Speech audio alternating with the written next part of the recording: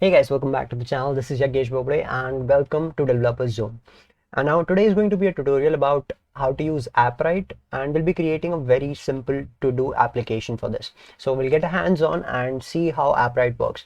And for those of you who don't know what Appwrite is, see, um, so Appwrite is basically a backend as a service application. They provide a backend as a service. Like, it's an open source. It's the only open sourced backend software as a service available right now. You might know other backend services like Firebase, right? But they are not open source. But this is. So Appwrite, you can see all the features of the Appwrite. It provides database, authentication, storage, real-time sessions, functions, security, and privacy. So you get all that with almost no code, right? So we'll see in this video how we can integrate it with a front-end project. Now, I think that's enough about the introduction. Let's just get started.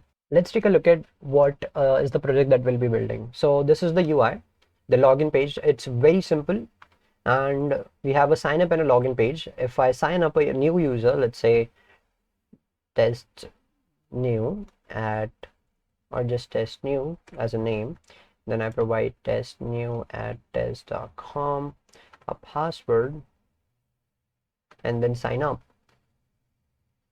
I'll be redirected to a login page first, so I'll sign up.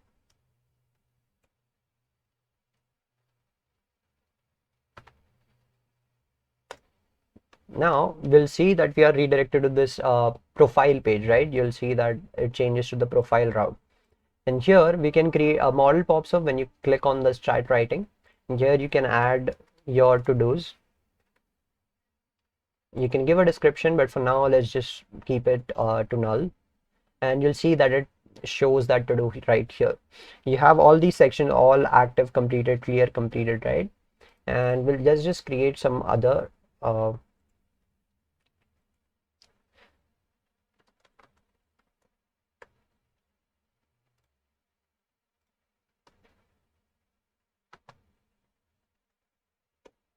so we have created all three to-dos. That's how simple it is. And let's say that you have already liked the video, you can just click on that. You'll see that it pops up on the top and it's completed.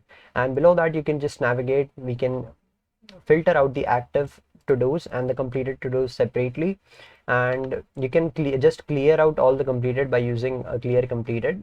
And you can just toggle between completed and not completed by clicking on this checkbox. So the UI inspiration for this particular project was taken from here, the front-end mentor site. And if you don't know the site, it's very useful for beginners who are just starting out in their web development journey. You can see all these projects. They provide you with files for these projects, like the design files, and you can just click on any one of them. This is the premium one, but if you go on, like if you filter out by free projects, you'll see that you get all these different projects that you can complete, right? Like multi-step form. They provide you all the assets for this and give you the image, how the design should look like, and then you can just start challenge to download all the files and then submit your solution, right? So this to-do app was just one of the challenges in it, and I use this as an inspiration for our app, right? So the credit for this design goes to front-end mentor community. And last but not the least, the logout functionality, you'll be redirected to the login page, right? So that's the application that we'll be building in this video.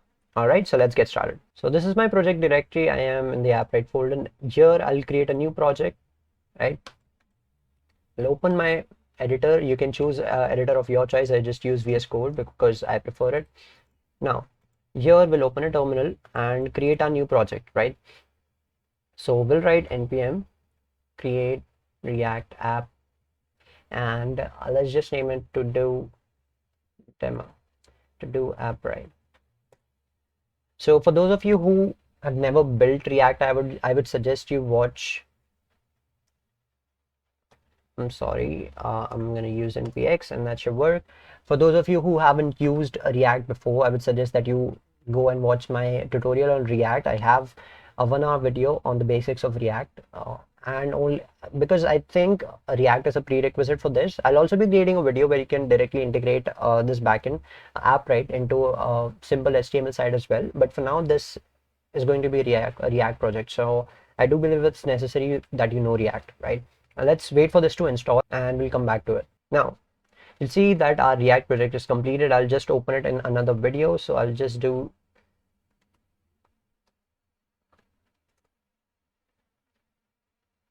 and I'll just close the previous window, and this is our project, right? So what I like to do to start a project is just delete the source folder first and create one new entire src folder and create only the required. And if you don't know what these snippets are or how you can enable them, just go into the extensions tab, right, and search for React.js snippets, right? So you search for React and you'll see this extension ES7 React Redux React Native snips. So you'll see all these snippets are coming from this particular extension. I've already installed it, but you can do so as well. And to one of these snippets is RAFC. It basically produces a functional component, right? So here you have the basic code, and then we'll also create a index.js. And in this index.js, we'll basically render our app.js, right? So first we'll just create a root. So we'll create root by the react dom.create root document.id, and root.render will just render the app, right? So if you want, you can also just put the entire app in a strict mode. So what we can do is put react.strict mode and just wrap our app inside it, right? We'll get React and we'll also import React DOM.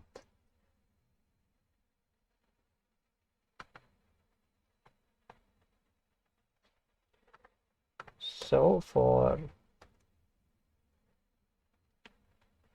that's it. So we'll import React DOM, we'll just create root and initialize our app. And in the app, let's just leave it as it is and initialize our application, right? Let's see how our app looks right now. It takes a while. Right now, this is what our application looks like, right? So now let's start customizing this application, right? Before we begin, let's actually see what we are going to do. So we'll have a slash route, right? We'll keep the login page here. We'll have a sign up route. We'll keep the sign up page here.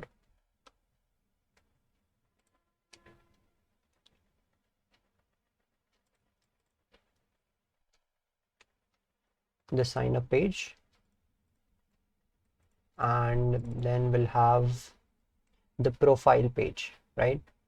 Here we'll show all the to-dos to the login user,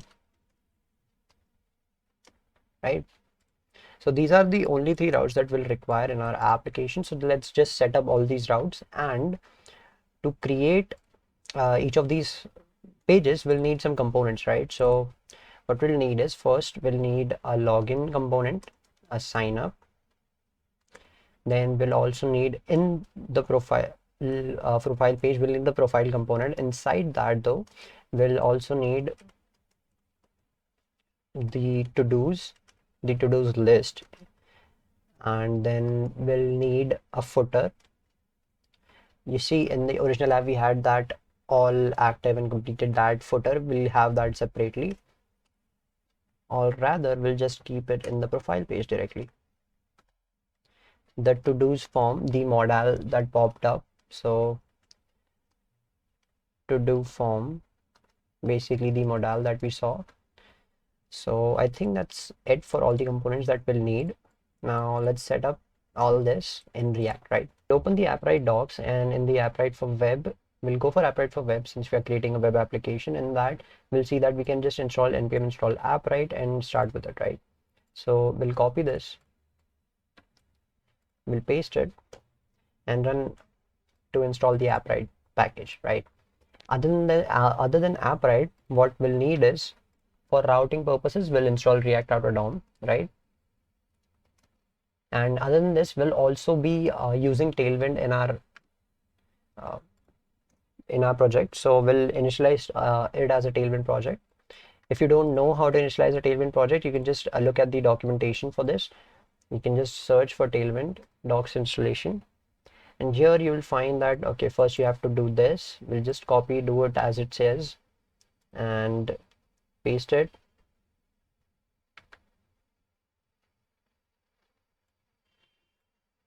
Okay, so that is installed. We'll initialize the Tailwind CSS. This will create the config file. You'll see that, okay, this Tailwind config is created. Then we go back and then we see that the next step is to add this, right? So basically what this does is it searches for the CSS in all these folders, right? So that's our content. We have to edit this and we'll add this here. So that's updated and we are almost ready. This is the last step that we have to perform. We'll give all the Tailwind directories to our main CSS file, which will be the index.css. We'll just do this and we'll import it right here. Okay, so now we're all set and ready to use Tailwind as well. So we have all our necessary packages installed. Our project is up and running, so we can directly get started. First, what we'll do is we'll create a new folder, write it components, right? And in that components, we need to make, I already told you which components we need, right? So we'll use the terminal for this. Let's just change our directory to the components, right? So we'll go to src, the components, and in here we'll create all the necessary files. So we need profile.jsx for the profile page. Actually, first we'll make a profile page directory. So right inside this, we'll have a profile.jsx file. Other than this, we'll just directly create all the we'll also have an auth directory. So in that, what we'll do is we'll just have the login.jsx and auth.signup.jsx. If you are not familiar with terminal that much, that's totally fine. You can just go ahead, just click on this. You can just click on the folder. You can click on new folder, click on new file and create your files as well. That's the simpler way to do it. I just find this more easy, right? So we have all the login component, sign up, profile, and let's see what else we needed. So what else did we need? We needed a todos.jsx, right? All to-dos. So all to do that list, and we'll also needed the modal, right? So we'll have to do modal, or let's just give it to do form, right? I think that's all of our components that we'll be needing. So now let's just go and in the login.jsx initialize our component, and in the sign up as well, and the profile as well. Since these are the three routes that we'll need, I'll just first initialize this. Go to our app and create all our routes. So we'll wrap our application in browser router. Then I'll use the routes and create the slash as the login.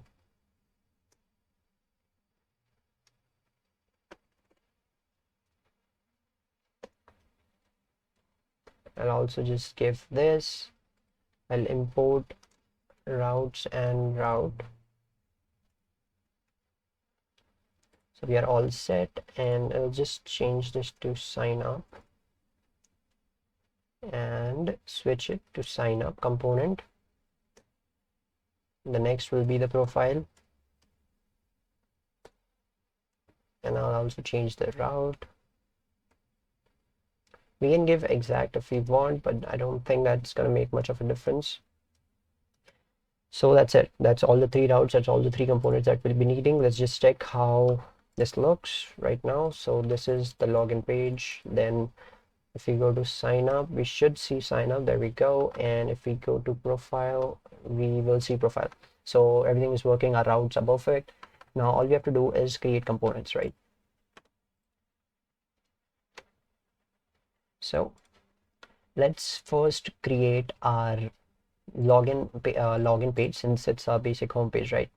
Let's create that. But since our main focus isn't on the UI part of this, we want to learn how to use Appwrite, right? So I'll just copy the code from my previous project and I'll just do that. So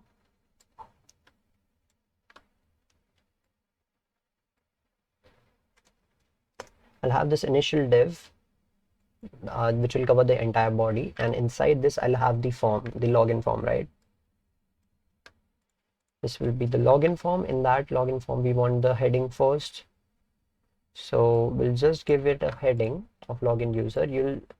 I'll just open it side by side so you can see the changes, and there it is. So login, and the thing is, all this variables, the bg list dark, the shadow dark, all of this I'll first create in the tailwind css in the config file, right? I'll just copy it and you can just look it from there. So I've just copied from my original project all the colors that I've used and the background images, the gradients, and the box shadow that I've used. All of this are configured in the tailwind config.js. Basically, this is just like setting variables in CSS, right? I can now directly use these values. As you see, like for example, in the login page, I've used this bg list dark. This means to give it a background of this list dark color. You'll see that list dark is given this color. So that's what the background will be set to.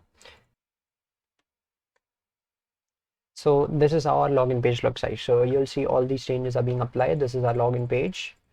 So we didn't do much because I've already written this code, the UI code. If you don't understand this, you'll have to watch my basic video on React before this. Basically, we are just using Tailwind CSS directly right here, and that's how we created the login page. Simple, right? Now, we'll also create the sign up page similarly. Let's go to the sign up page for now. When I click on this, you'll see that it redirects to the sign up page. I'm just using a simple href for that. For example, you'll see that I'm just have an anchor tag right here, right to the slash sign up page. Now for the sign up page, we'll again copy the code from the original project. What we need is a simple 3 inputs, right? We first need the original div, right?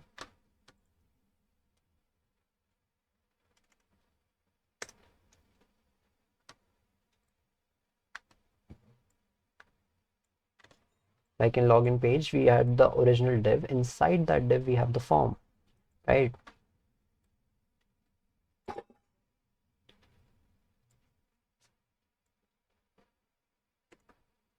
And inside the div, we have the form. So you'll see for now, what we get is this, right? Now we'll add another, all the inputs inside it. So let's just put the heading first. We want the heading to be create a new account, right? Then we'll have 3 text inputs, right? First will be the name, and the second will be the email, and the third will be the password, right? So these will be the 3 inputs. We'll have something like this. I will just edit this in a moment. We also want a button that says sign up. So sign up, and in the bottom we'll have a span which will be the login, right? I'm just using GitHub Copilot, that's why it automatically generates the code. You'll see that all of the basic things are done. I'll just copy the CSS from my original project and you'll see how it looks in a moment.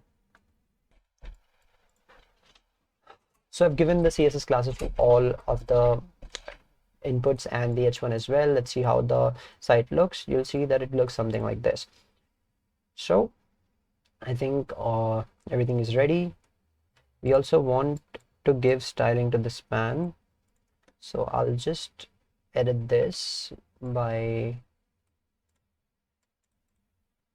So let's actually work on the app right now. Let's create a backend, right? So we'll go to the Appwrite.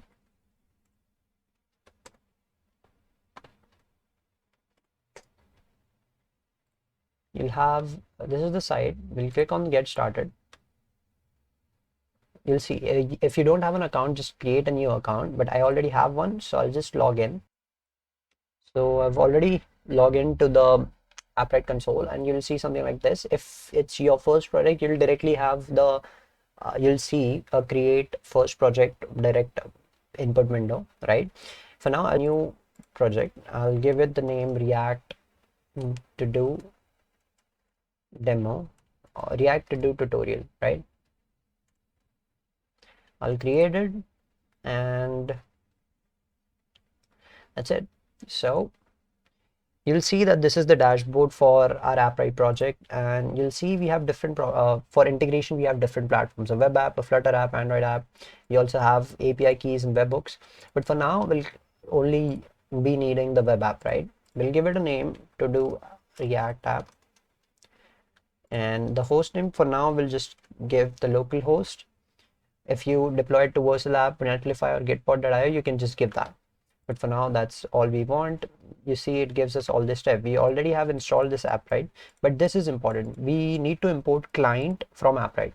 So let's actually implement this. Let's go back to our code. Let's go back to our code and create a new directory entirely. We'll give it the name Appwrite. We'll first create a constants file.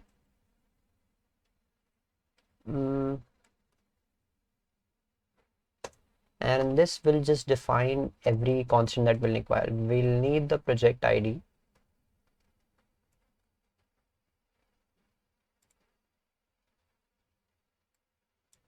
We'll define all our constants in this file. The next will also create a file with Appwrite, the config file, right? And this will initialize that client that this is basically saying. We'll copy the code and we'll just create this, right? Let's just see what the next step is. It says that you can initialize the client in this way. Let's copy the code again and just type it like this. Set endpoint, this is the endpoint for your project, right? And this is basically where your APIs will hit the request to. And a client object is basically an object of a user who has access to the Appwrite project, right? That's basically that object. And this project is the project ID. So I'll just cut this and give project ID like this, and create that in the constant folder, right? We'll switch it to the environment variables later, but for now, let's just keep it simple. And that's it. Let's import that as well. So that's it. Our client is now created. The next thing we need is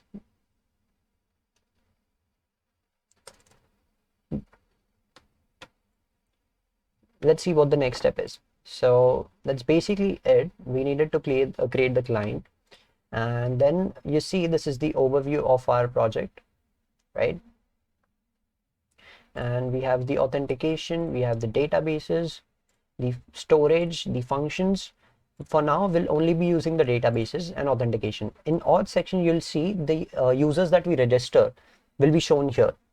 So let's actually see how we can do this. But for now, let's assume that I don't know how to do it, right? So what I'll do is I'll directly go to the Appwrite documentation and go here. I'll go for Appwrite for web, and you'll see we have already created a client. Now you can see to register a user, what we need is to create an account, and then we can directly just use account.create method. So it's that simple to register a user. So for now, let's just create this account first. Let's go back to our project.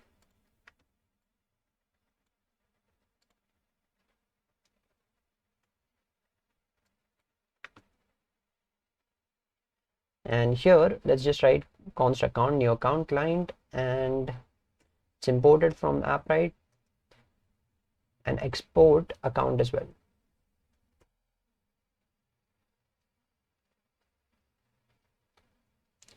export the constant account. That's it. Now what we'll do is we'll create that register user function inside our login page or sign up page, right? In our sign up page, we want to create a new user by signing up, right? So here we'll write the function for that. So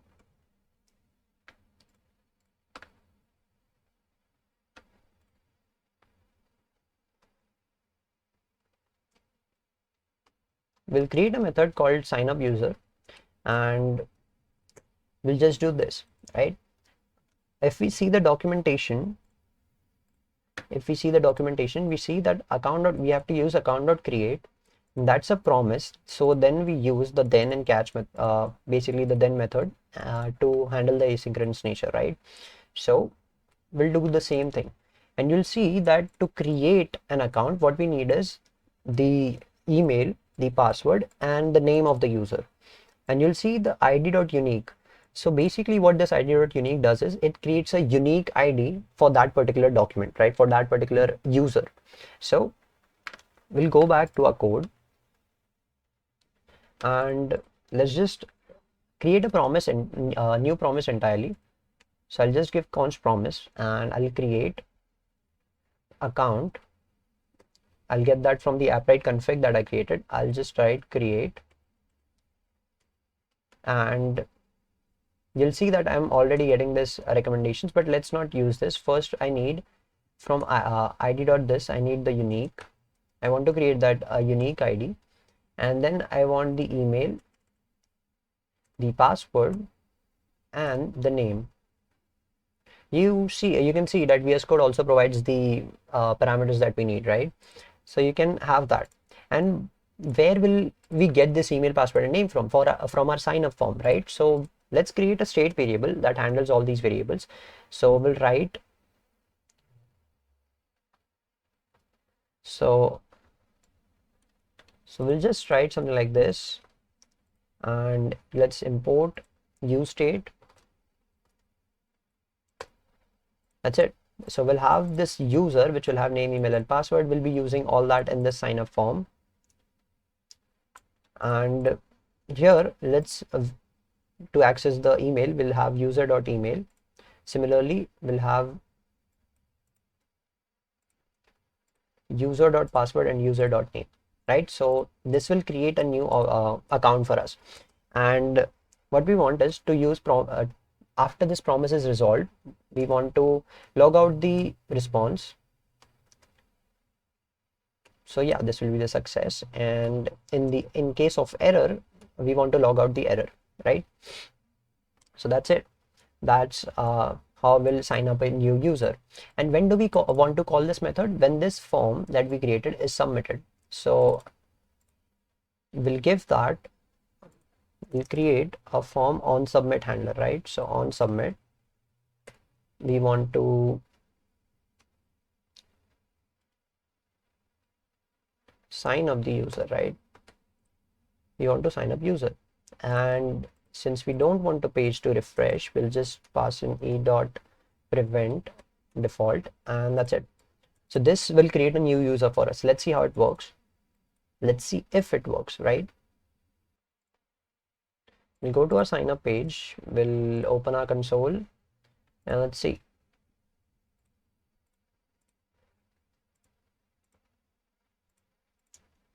At test.com and password being 123. We'll sign up, we'll close this, and we'll see param email is not optional. That's the error that we get. So we are getting some kind of error right now, right? But why is that? So let's see. I have given this email right here, but it's saying, basically it's saying that the email is empty, right? Why is that? Basically I have not given an on change handler to all these inputs. So what we'll do is I'll just give on change handlers to each of them. So on change, I'll write e, and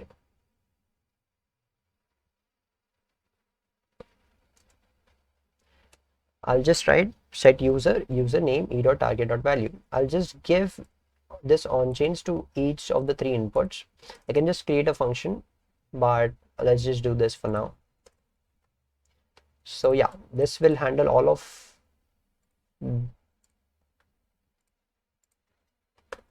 the on change, and this should work now.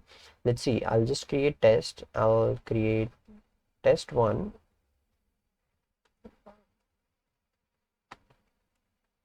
I'll write test one at test.com, and I'll just give in password as 123. Let's sign up and see what happens. Now the error is param email is not optional. Again, the same error. Let's see why that is so.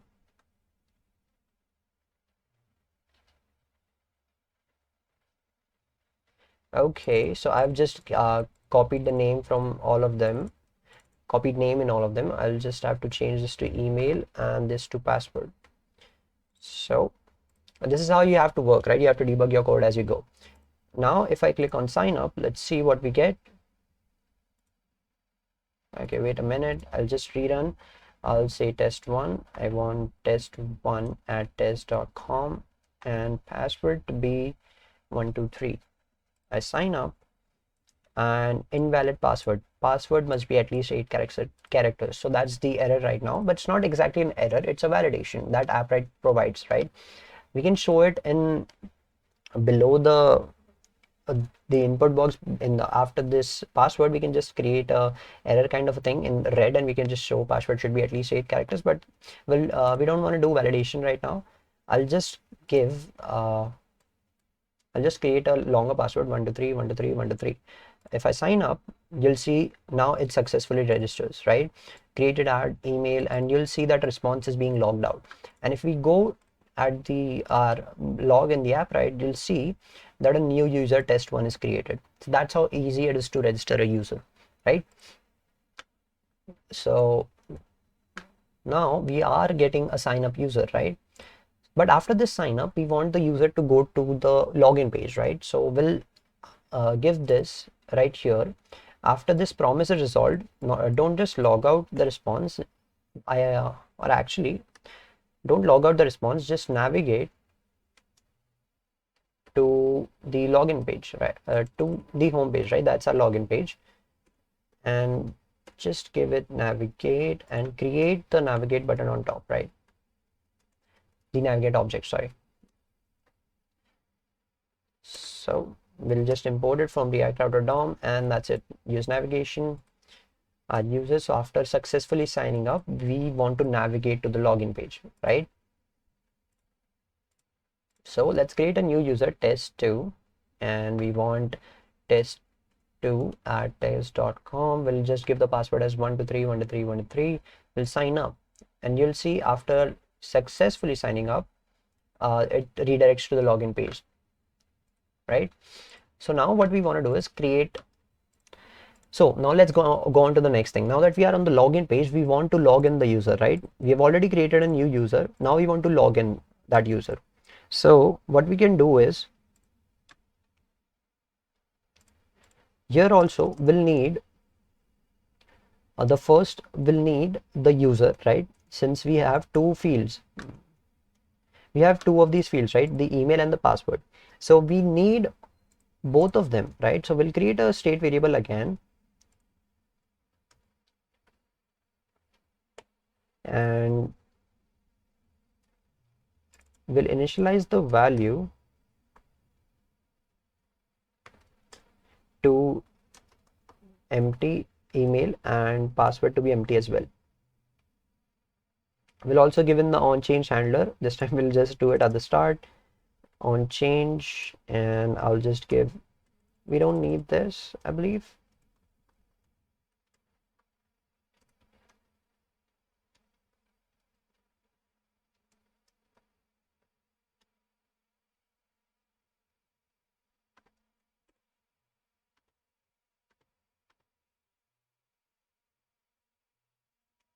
So yeah, that's the on change handler that we created. We'll just give it to all of them.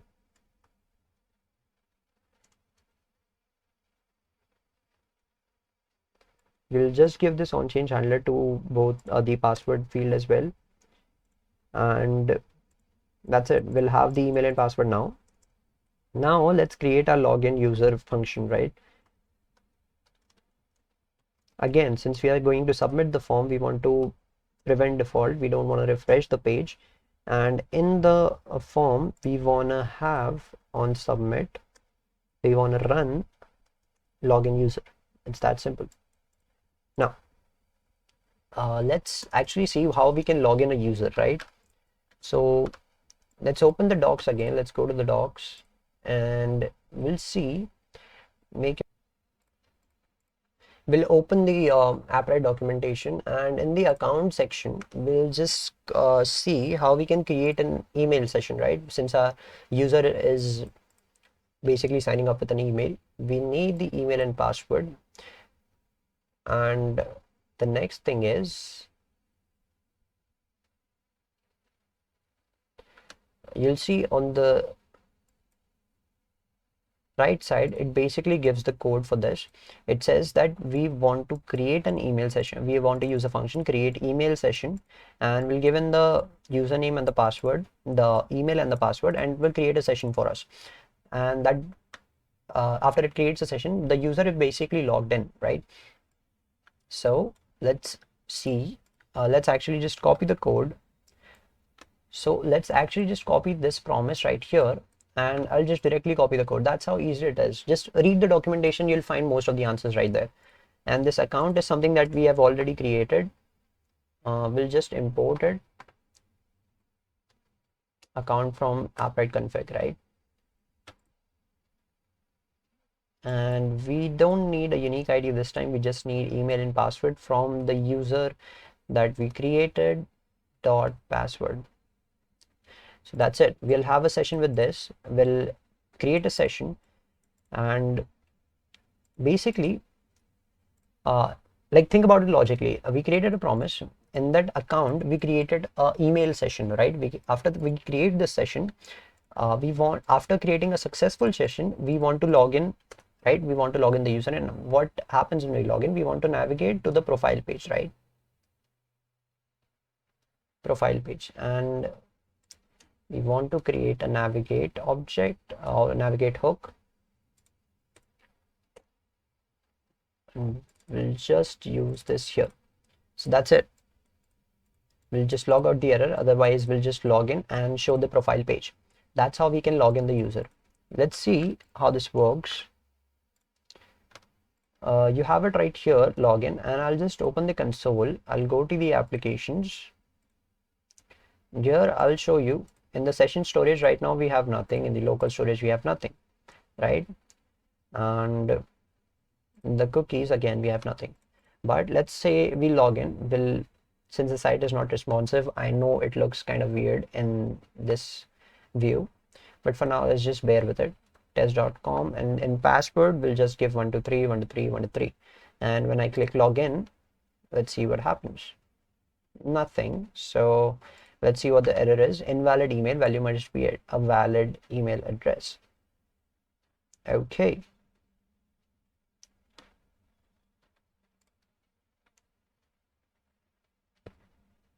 So we have given the on change correctly. We have given the password as wrong. We want to give a password right here. That's why it's not working properly. We'll reload. We'll again try to log in. And let's see. Invalid credentials. Please check the email and password. Did I create test2 with this password? No. Let's just sign up and create a new user entirely. And let's say I give a name as light, and I go with light@test.com, 123, 123, 123, and I sign up. Now I try to log in.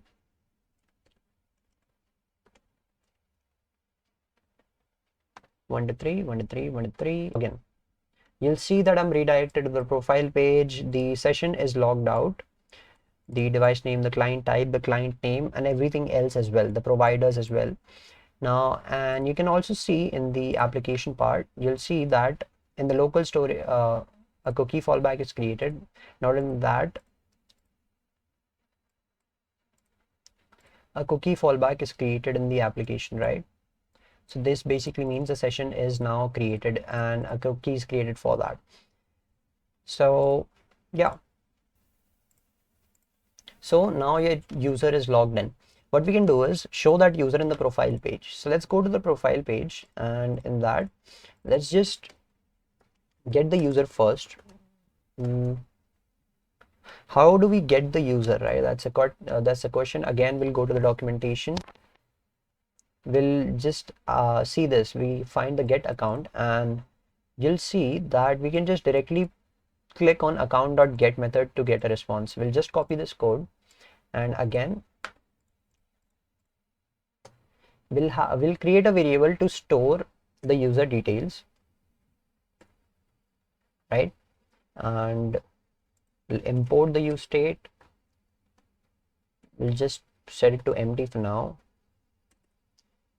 and we want this to render at the very moment the component is mounted, right? So we'll use the use effect,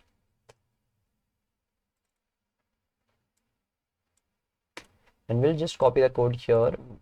We'll import use effect, and account will be imported from our config file. We'll use this, we'll log out, and that's it. And we'll not just log out the user, we'll also set the user details to the response, right? I think that's it, and let's see what we get first. And here I'll just we'll inspect, we'll check out the logs, and we see some objects getting printed. So here we see this is the profile from the profile page, the 13 line. This means this is our object that we want. We are getting the email light@test.com and the name as well. If we gave phone, we'll also be getting that. So we are basically getting all the details, right? So we know that this user is signed in. That's how we are getting the account. So let's say we can just give hello, comma, user details dot name, right? You'll see hello light is getting printed. So we have access to all these details in this user details variable. That's how simple it is. So we now have the registered user in our database right here. You'll see if I reload this, we'll see all the users, the test1, test2 light, right? And there you can see their usage. You can see the usage right here. You can set security right here. You can also give them roles and permission, but that's not what we'll cover in this video. So next task is basically to work on to-dos, right? So let's first create the profile page, the UI for the profile page. I'm going to be copying a lot of stuff from the code I've already written, but feel free to modify and give a pull request on the original GitHub repository as well. I'll share the link in the description below.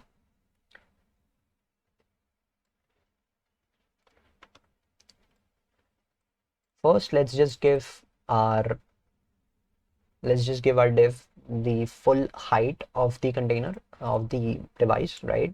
Give it a dark theme, the dark background, right? Then we want to give a div that handles that background that we have, right? So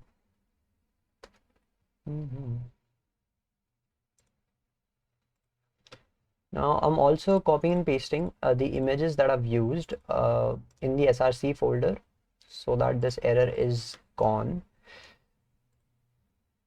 We handle logout. So basically, handle logout is a function that I've not defined yet. We'll just define this first.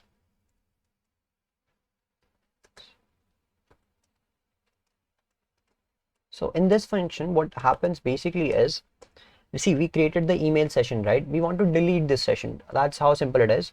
So we'll again go to the directory. If we'll directly go to the documentation part, and here we will look at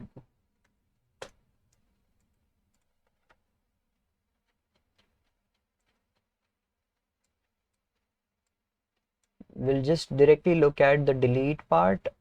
You see delete sessions right here. On the right side, you'll see the code, promise account or delete sessions. That's how easy it is. You can just delete this session by using this. So we'll just copy the code and go back to our project. And in the handle logout, we'll just paste this code. So it will delete all the sessions, right, of our account. So that's it. That's all we want to do. But after it deletes the session, basically the user is logged out, then we want it to go back to the login page, right, or the sign up page. In our case, I'm going to be using the login page for redirect. So I'll just give this, and that's it. So if I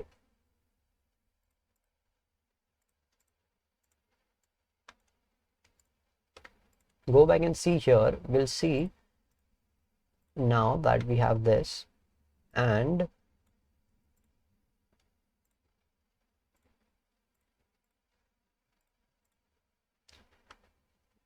so this is our application. And when I click on the logout, you'll see that this gets deleted, right? So the session gets deleted.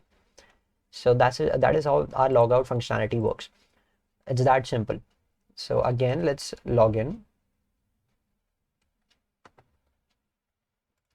Let's log in. You'll see our to-do, the upper section at least is ready. And next thing is next what we want is, let's first just minimize this. Next, what we want is our to-do list, right? But in that case, what we want is, we only want to load the to-do list if we have the user details, right? If we don't have the user details, that means there's some kind of error fetching it from the database, right? In that case, we don't want to show it. So what we'll write is user details. We'll give a question mark, and then here I'll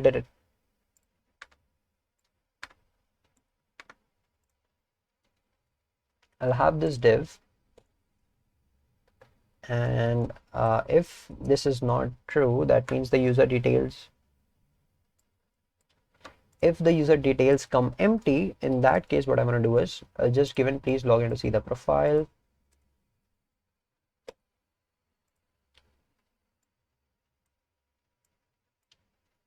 So yeah, basically I'll just give a login button. You can just edit this. You can just edit this for now, but we'll just keep it simple. And this is our main thing, right? We created our div. Let's see how it looks. We won't see any changes right now. So let's first give that initial. So you remember this project, right? I showed you this. So we'll first create this box right here, which opens up the form. And basically what we'll do is we'll create a variable first. I'll have the to-do form right here, just above the div. It doesn't matter where I have it, since it will have an absolute position. Doesn't really matter, but for now, I'll just put it there, and I'll create a new variable.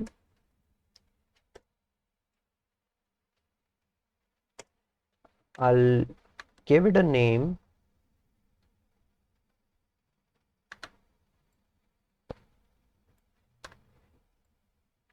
This variable basically holds the value of show form, right? Do we want to show the form or not? Okay. And we'll have the show form and the to do form, right? Let's just initialize them as well.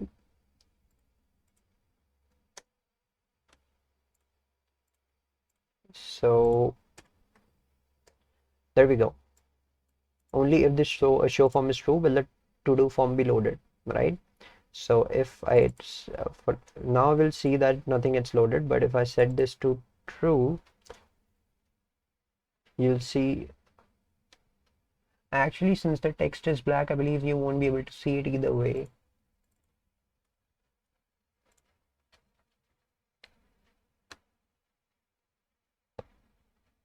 Anyway, so that variable will toggle our to do form, right? So next what we'll do is create this, start writing this list kind of a section, this div, which will toggle this, right? So we'll go here and we'll create that div.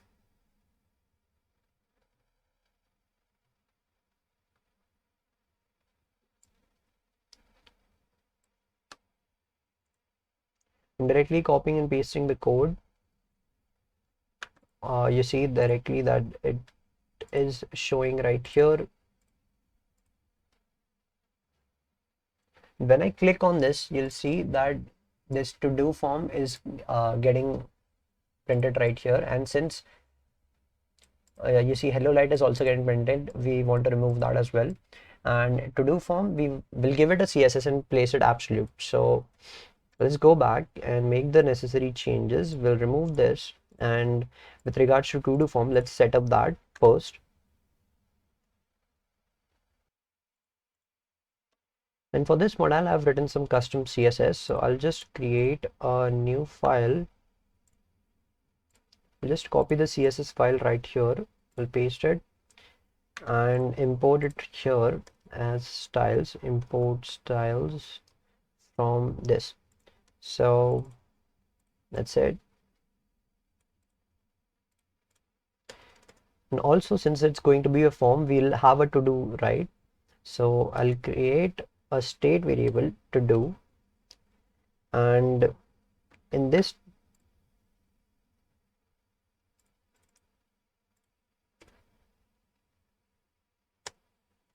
state variable, I'll have the to do properties, right? This could be the title, the description, so on and so forth. So let's actually see what we are going. Let's actually create our schema for this to do right here first. So in the go to the Appwrite console in the databases, click on the create database section. We are creating the to dos, right? And now you can give multiple collections here. For we just want to have a to do collection, right? We'll create a to do collection. In that you'll have all the documents. So we have first the database, then we have multiple collections, and in each collections you'll have a group of documents, right? So here we can specify the attributes for this document. So I'll say first I want the title. I'll give it string. I'll give the size to be 50. Required, yes. I'll create this. I'll once again create description. Select, I'll give string and size to be, let's say, 1000 characters. Required, no, it's not required. I'll just create again. Other than this, which user created this, we need that as well. So I'll just give UID. It will be a string. Required, yes. The size, let's say 100 characters, and what we'll need is completed. Is the task completed or not? You can have I'm keeping it a boolean. You can have a progress attribute, which you can just give an value in integer so that you can show the percentage progress of the task, but I think we'll keep it simple. Default value should be false, right? And actually let's remove required and just give it false. Even though we gave it false, the default value is still not getting recognized. I don't know, I think it's a bug. I have created a discussion on this on GitHub, but let's see how it works. But for now, these are all the attributes that we'll be using. You can create your own attributes. The Appwrite itself adds created and updated add attributes directly with itself, so we won't be needing that. And for now, this is our schema. Title, description, user ID is completed. So let's go back to our form. In this, we'll create a UID, and this will basically be let's take the user from this profile. Since we have already loaded the user details, let's just pass in the user details and pass into the form, right? So I'll pass in the user, the value equal to the user details, right? So in this way, I'll have the user right here, and in the UID I'll just give user.id, right? Other than this, the title will be blank, the description will be blank, the is completed will be false, right? By default, the is completed should be false. Now, in case this form is submitted, right, we want to handle that as well. We want to create an entry in the document, right? So we'll create a handle submit, and we don't want to refresh the page again. So we'll write e.prevent default, of course, and then let's see how we can create an entry in the database, right? So we'll have to look. So we'll have to look in the databases API, right? So let's go to the databases. In here, you will see creating a document. So for creating a document, what you need is first the client, we have that, and then a new data. We create a databases object with the client to get access to the database of the project, right? So let's create this first in our config file. Let's copy this, create it in our config file, right? So I'll just create it here. I'll export this as well. Export const databases, new databases in client. Let's import it from Appwrite, and that's it. So we are ready to connect. We are connected to the databases in this way. And then to create a new entry, what we use is a create document method. So let's just copy this code, go back, and one more thing, that you see this AI outline close, this is a React icon. If you don't know what it is, React icons is basically a package, a GitHub package. You will see, you can search all the icons here. Let's say, for example, I search close, you'll see all these icons. You can directly import it in your React project. You can install it. It's an npm package. You'll just have to do this. I'll just go ahead and install this first. Let it install while we work on the other things, right? So what we want to do is we want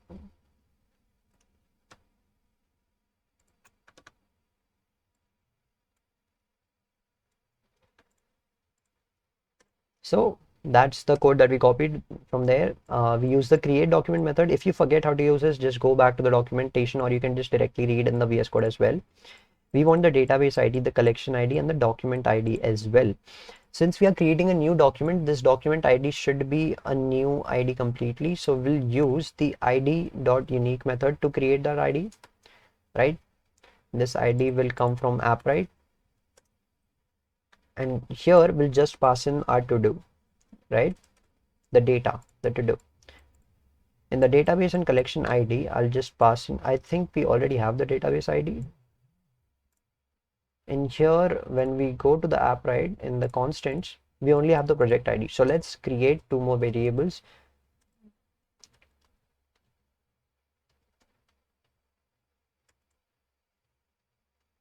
Database ID, and what else do we need? Collection ID. We'll delete these are just random values, and go to our console.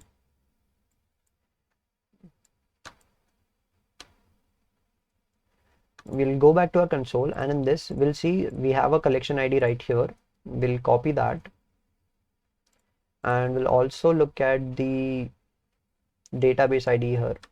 So let's go back to our code. We'll first paste the collection ID, then we'll click at the database ID and paste it here. So we have all the constants needed. We'll import this and write database ID. We'll also give the collection ID, and after giving the id.unique method, we'll give the to do. So this create document will create a new document in this database with this collection ID, right? Then after creating the document, let's log it out, right? And that's it. Just log it out. What we can do is we can add this to do directly from the front end inside our list of to dos, so as to not to call the API again. But for in this case, let's just call the fetch to do's app.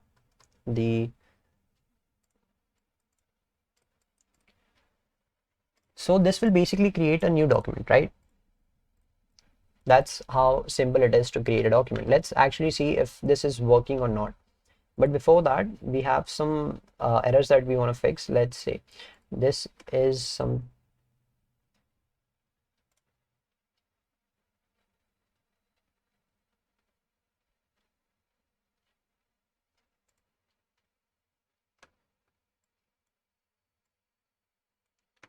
So we'll import this icon first from the React icons library. That should solve it, and then set show form. Okay, so we'll pass in the show form, the toggle variable that we created, set show form. We'll pass into the form as well, and we'll take it in as prop.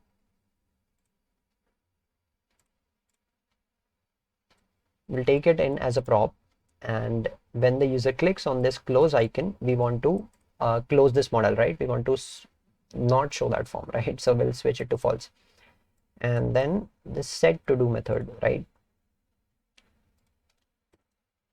That's it. So I think that's all the errors. Now let's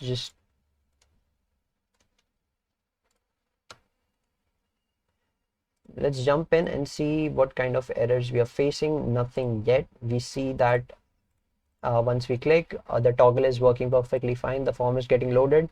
Now, if I create, let's say, my first entry, right? First to do. And let's open the console. Let's see how this looks. We'll see add to do. The current user is not authorized to perform the requested action. Okay. So this is an error because we didn't give permission to this user to access or read, write, or do anything with the documents, right? So first we'll need to update the permissions. So we'll go to the to-do. In the settings, what we'll do is in the update permissions, we'll just give all the users the access to create, read, update, and delete, right? So permissions have now been updated. Let's actually run this again.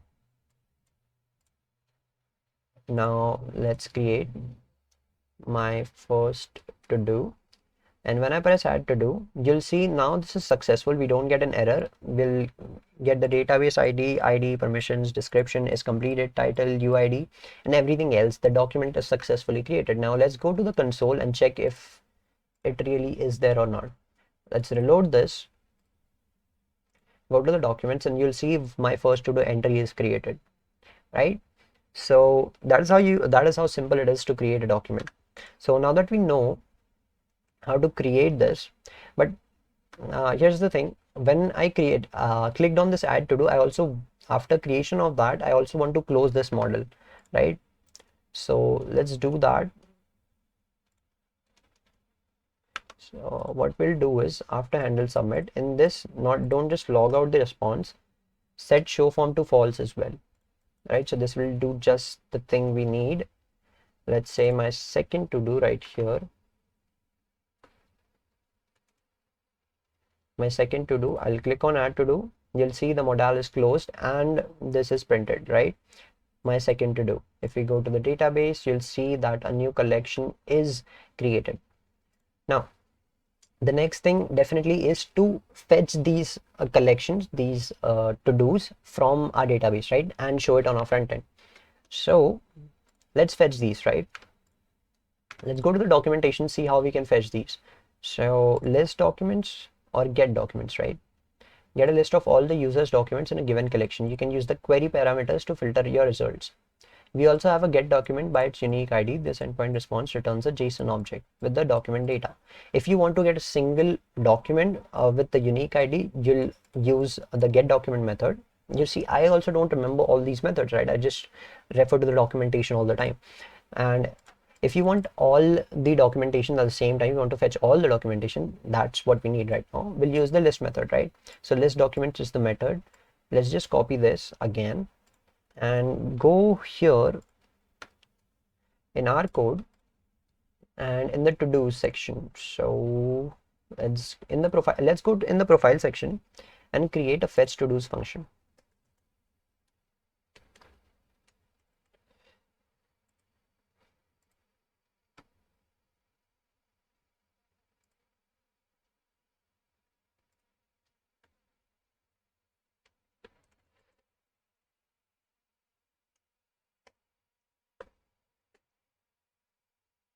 And we'll create a promise.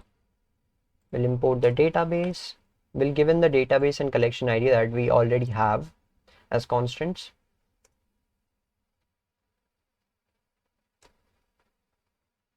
And that's all we need. This will get us all the documents, right? Now, when do we want to call this method? Right when the component loads, right? So after we get the user information, right? In the use effect, we get the user information. So after we get the user information, let's set that whenever the user information is changed. So when the user details is changed, we want the user details as dependency will fetch the to-dos, right? And now when I click on the inspect mode in the console, what you'll see is that this object is getting printed. You see a lot of the things are getting printed. Let's actually remove from the to-dos. Let's actually remove the console.log response and let's see it again. Okay, so you'll see total 2 documents array. So a document array is getting printed. This is a response of the list documents, or both of our to-dos are getting fetched from our database. So that's all that was needed. Now we'll create a to-dos state variable. We'll pass in the square brackets, and since it will be an array, and when we have fetched the to-dos, we want to set after, instead of just console logging out, we'll set to-dos to response dot documents. We saw here, right, that we have documents and total. We have 2 attributes. So you want to set it to documents, right? So that's it. Now we have all our to-dos. So we want to, now we have to show this on the UI, right? You have to show this on the front end. So what we'll do is, below this start writing, below this we had this, all of these to-do list, right? So we'll just create that section right now. So this is the all to-do section. We'll just call in here, and we'll also pass in to-dos as props, right? So it will look something like this, that we want the all to-do and we want the fetch to-dos. We'll pass in the fetch to-dos method as well. We'll pass in all the to-dos, and if we look, what happens here is, you see this all to do is getting loaded on our page, but that's not what we want. We'll go here, we'll customize the UI now. So let's now create the all to do section, the to do's list, right? First, let's actually just get the props that we are getting from profile, the fetch to do's and to do's, right?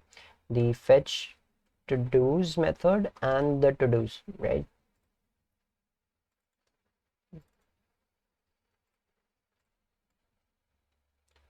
Since we are creating a list, let's just use a UL tag, and this is the basic things that I'm going to be using for this. I'm also creating a new CSS file for this, all to do.js, sorry, module.css. And here you'll see I've just given a basic CSS code for the custom scroll bar, right? Because this scroll bar right now is just pure annoying. Actually, I'll just show you guys. Import.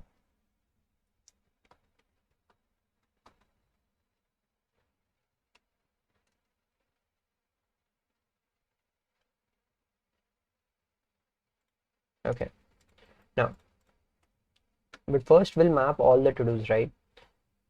In the to-dos, map to do, and okay, so we'll pass in the li as well. We'll close it. So that's it. In to-dos we'll return a list, and now we see that we should be getting something. Actually, we haven't actually written here. So to do dot title, I think we should be getting something. So my first to do, my second to do, we are getting something. But yeah, actually you saw in this original project that we had this two divs in flex, right? So we'll add this image. uh, we'll add a div for this circle. Inside that we'll have a checkmark image, right? This LinkedIn is a simple text, and then we have this close icon, right? So we'll just do that. The flex box,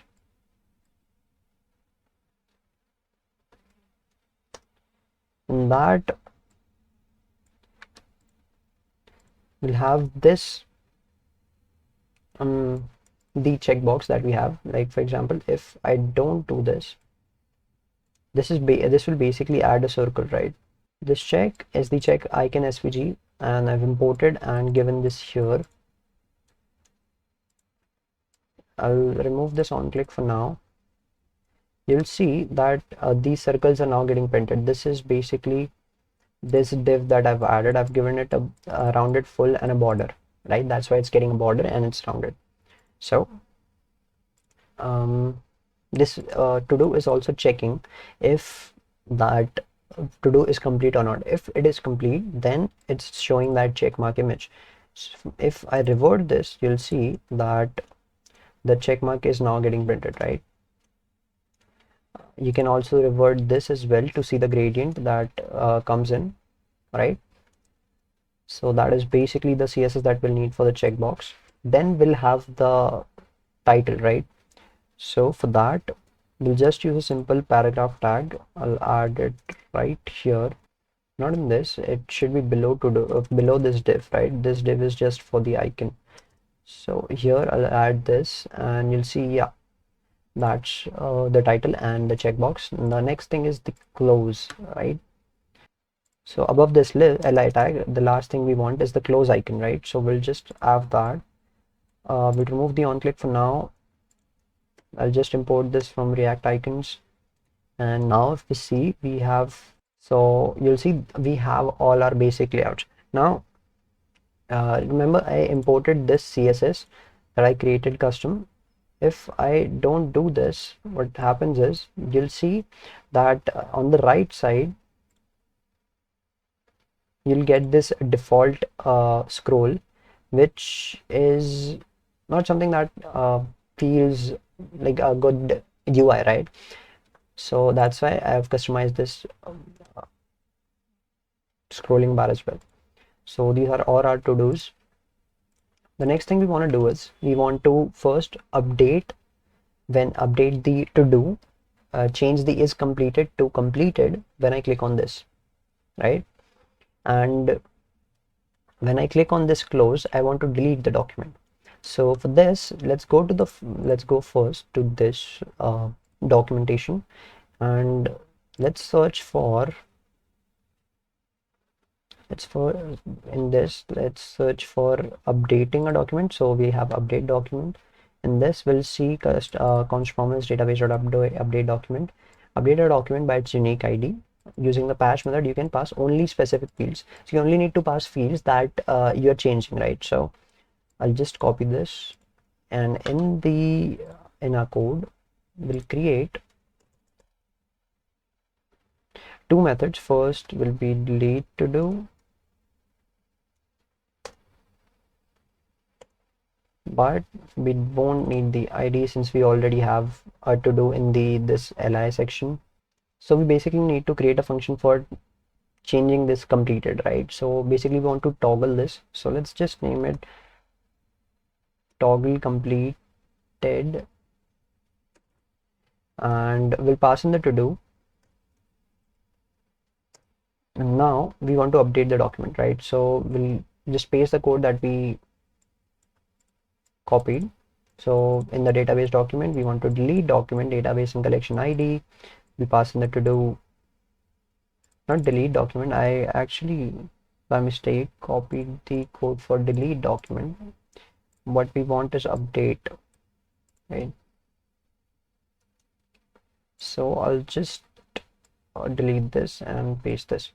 So yeah, we want the databases. The update document will pass in the database ID, will pass in the collection ID, and the document ID is basically the ID of the to-do that we are getting, right? So here I'll just write to do dot this ID. Now after this, what we want to do is pass in the fields that we want to change. So I'll just pass in is complete. We want to toggle it, right? We want it to be if false, it's set it to true, if true, set it to false. So this is the toggle option that we want. So this will basically update the document in our database, right? The next functionality that we want to work on is deleting the document, right? So let's go to the documentation and search for delete document, right? So here it is. We want to delete the document method. We have a direct API for that. Delete the document by its unique ID. We'll have to pass in the unique ID of the document. So this is the method that we want. So we'll go here, we'll paste the promise.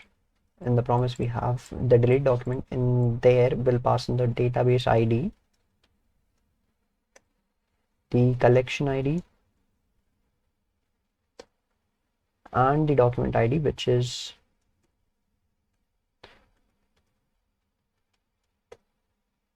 this. We'll take the to do from this function call. So that's it. We have both of our functions.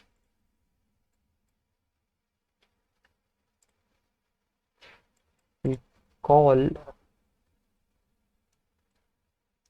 call on delete function here when we click on this icon. So we'll pass in the to do and toggle completed to do. That's it for the on click on this function right here. I think we have implemented it. When we click on this and reload, nothing happens. Let's see why that is the case. Load. And when I click on this, what happens? Missing required parameter document ID. Let's go to our to do, and in the delete method, database ID, collection ID, to do underscore ID, delete to do. So this is it. I actually passed in the wrong method. Now if I reload this, if I click on this again, it says we don't have the document ID, which is weird.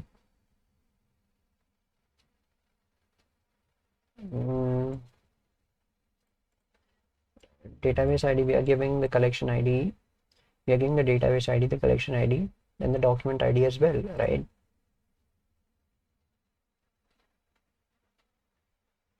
Actually, sorry, we don't want to pass in the to do like this because it will probably create an event. So I think this should work now. If I click on this, you'll see message like this. So if I reload the page, you'll see that the to do in our database is deleted. If I reload this, yeah, so the data is deleted and we only see the one to do. So that's it. Our delete functionality works. Let's just create another to do and add it. But you will see that the component is not getting reloaded right after this. We'll have to reload the page. So we'll work on that. We need to work on this. So what we can do is, after we add, let's go to the to do form, and in that, after we are done creating the document, after we create the document, let's actually again call the fetch to do's method, right? Let's pass it in as a prop like this. I want it to be here as well. So that's it. And in to do form, we'll take it as a prop. And after we do that, let's fetch to do's again. The to do's will be set again, right? This should work. So if I go here, if I reload the page right now, create a new to do, and add to do, and you'll see now we see that it's definitely getting added directly, and it's we don't need to reload the page again. So that solves one problem. Now let's see if this check functionality is working or not. We see that nothing happens. Okay, I forgot to add the on-click handler for this checkbox, right?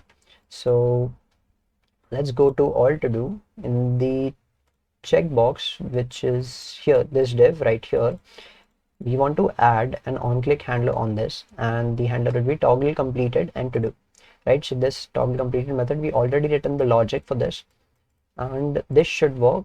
Let's see if it works or not.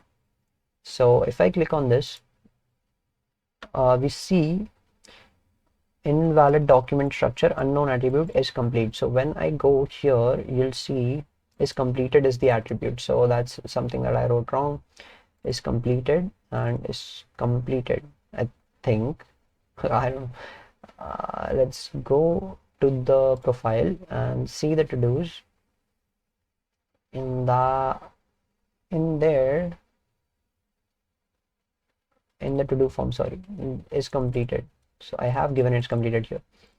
Anyways, I think it should work now. Let's see if I click on this. So yeah, it is successfully getting changed, and if I reload now, it should be working. I don't know why it's not working. Okay, so it should be is completed and is completed again. Other than that, I think that should work. Okay, so now it's working. Okay, sorry, the icon as well. So now it's working. There we go. When I click on it again it is getting updated. This means this is completed turns to false, but I'll have to reload the page again to see the change. So what we can do is,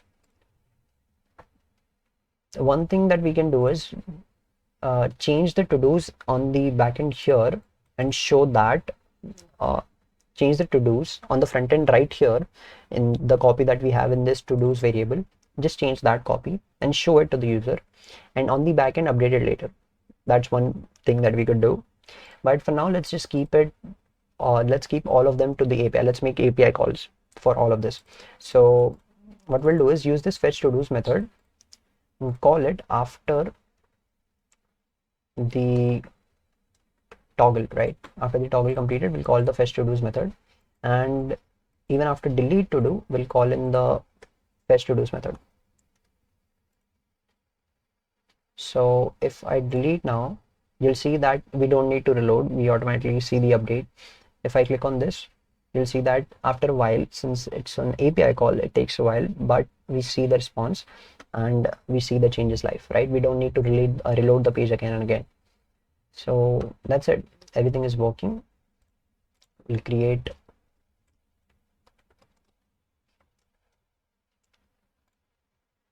another to do. We'll just click on this like this.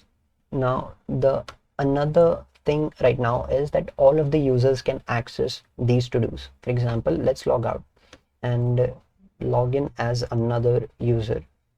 Let's see, let's sign up a new user. I'll click on new at test.com and 123. Okay, so now if I go and sign and log in with this, you'll see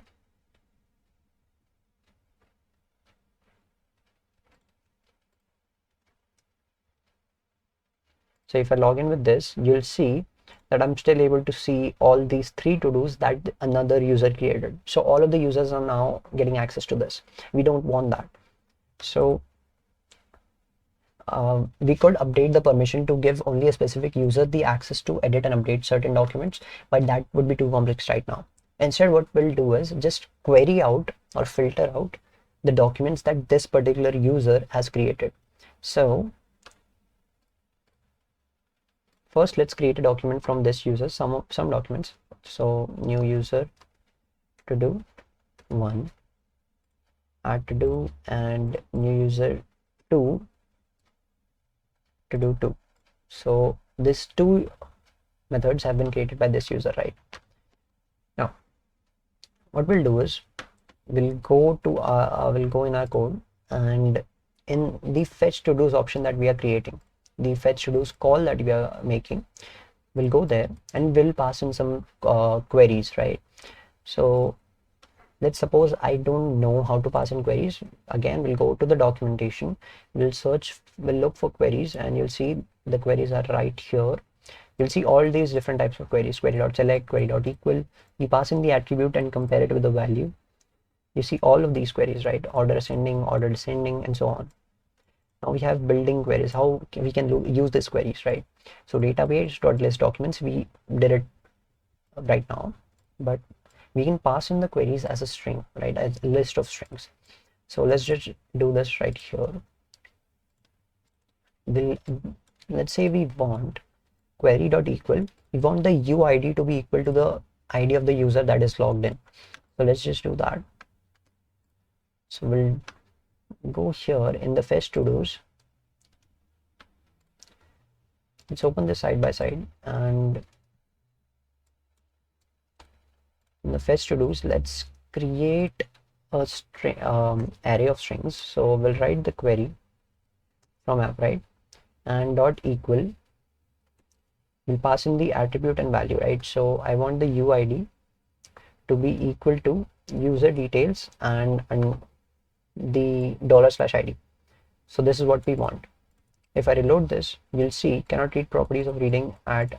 So let's actually give a question mark right here, because it's an async data, it's getting slowly loaded.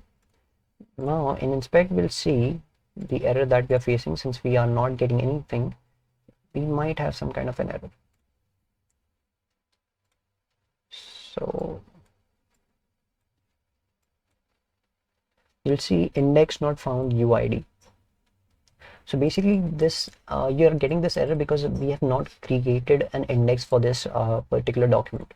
So let's go back to our database, and in that, let's create an index. I'll add an index. I'll put in key. You can read about indexes as well. So you can, it says, it refers to the documentation. You can read about indexes from there.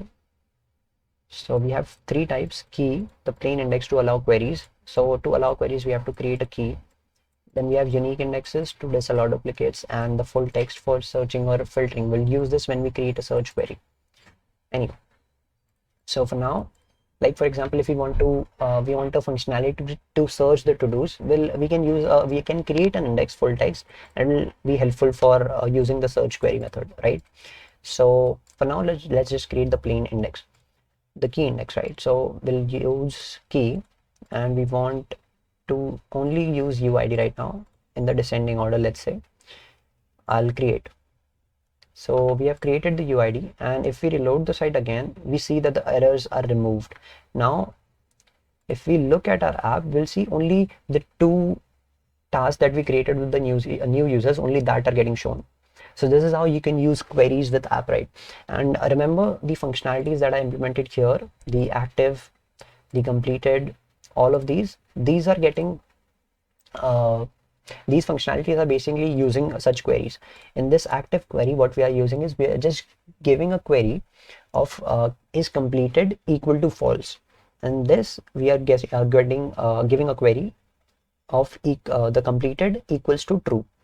That's all there is. This you can implement this functionality yourself now. Now another thing is, if you want to for, let's say, for this functionality right here, I wanted to query out active to-dos, right? That means the completed is false. Another thing is, I also wanted another query that was that these to-dos belong to the logged in user. So these are two queries that I wanted to implement on the same thing. And one more thing that you could add is to have them in the descending order of the when they were created, in the descending order of when they were created, right? So you want all these three. So for that, we'll need to first create indexes, right? And we'll go to the database, we'll add another index, that is, we want index for the dated at, right, in the descending order we'll create. And we also want index for D is completed, right? Now you'll see we'll just update this one by one. For example, let's say I've changed this to, actually let's comment this out and I'll pass in the query. Okay, let's remove this for now and see the objects that are getting printed right now. We'll log it out.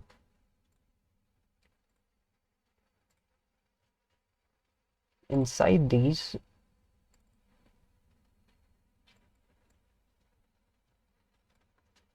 so let's query dot order in ascending or descending order, and we'll give in this. So you see that it's updated, right? So we have sorted all these to-dos in the descending order of the creation time, right? So that's a query that you can pass, and I can just do this as well to remove. I'll give the comma to pass in two queries at the same time. You see that the other queries are removed.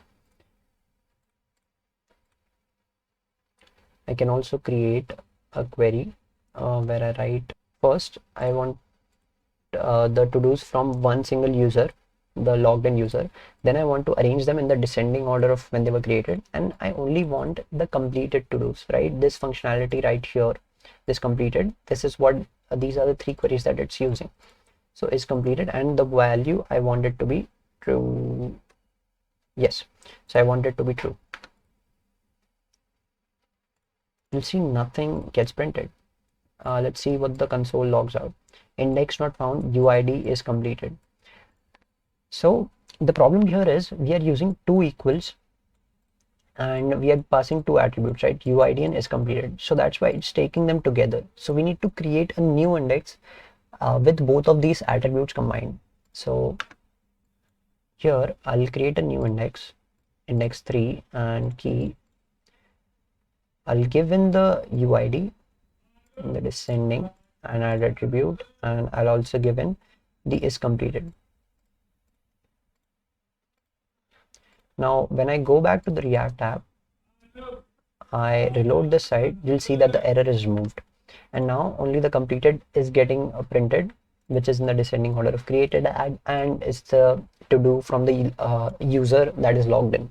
So that is how you can query out every to do. This is how you can create other functionalities. This is how you can use Appwrite as a back. This is how you can minimize the code for the backend and easily integrate it with your frontend.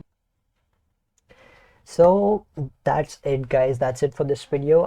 I've covered all of the basics of how to integrate Appwrite in your front-end project. We have used React in this project. I'll be creating more videos on different frameworks as well. We'll be creating more and more projects with Appwrite, and this will basically be a series with everything related to Appwrite, its different functionalities and stuff. So be sure to just follow it, right?